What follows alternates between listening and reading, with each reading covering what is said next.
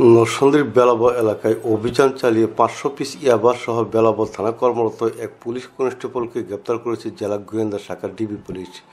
গোপন সংবাদের ভিত্তিতে পরিচালিত অভিযানে ডিবি সদস্যরা বেলাব থানা কর্মরত পুলিশ কনস্টেবল ভৈরবচন্ডীবের মধ্যপাড়া এলাকার বাসিন্দা সিরাজুল ইসলামের ছেলে জীবন মিয়াকে আটক করে। এ সময় তার কাছ থেকে একটি মোটর সাইকেল সহ ৫০০ পিস ইয়াবার ট্যাবলেট উদ্ধার করা হয়। প্রাথমিক জিজ্ঞাসাবাদে জীবন মিয়া মাদক ব্যবসার সঙ্গে জড়িত থাকার কথা স্বীকার করেছেন বলে জানিয়েছে পুলিশ। ঘটনায় তার বিরুদ্ধে মাদক দ্রব্য নিয়ন্ত্রণ আইনে মামলা দায়ের করা হয়েছে এবং তাকে আদালতের মাধ্যমে জেলহাজতে পাঠানো হয়েছে।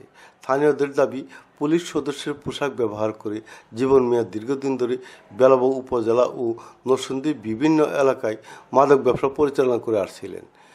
এই ব্যবসার সঙ্গে তার পরিবারের সদস্যরাও জড়িত থাকতে পারে বলে অভিযোগ রয়েছে। এ বিষয়ে নরসিংদী পুলিশ সুপার মোহাম্মদ আবদুল্লাহ আল ফারুক জানান, অভিযুক্তের বিরুদ্ধে মাদক দ্রব্য নিয়ন্ত্রণ আইনে মামলা দিয়ে আদালতে প্রেরণ করা হয়েছে। বর্তমানে সে জেলহাজতে আটক রয়েছে। রক্ষক যদি হয় বক্ষক, তখন তার কাছে কি পাই আমরা জনগণ কি পাবো? জনগণ তো ধিক্কার ছাড়া কিছু পাচ্ছি না।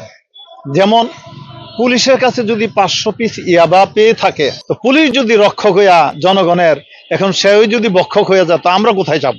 পোলাপান আগে খেলাধুলা করতো, কিন্তু এখন খেলাধুলা না করার পরবর্তীতে মাদক নিয়ে পড়ে আছে।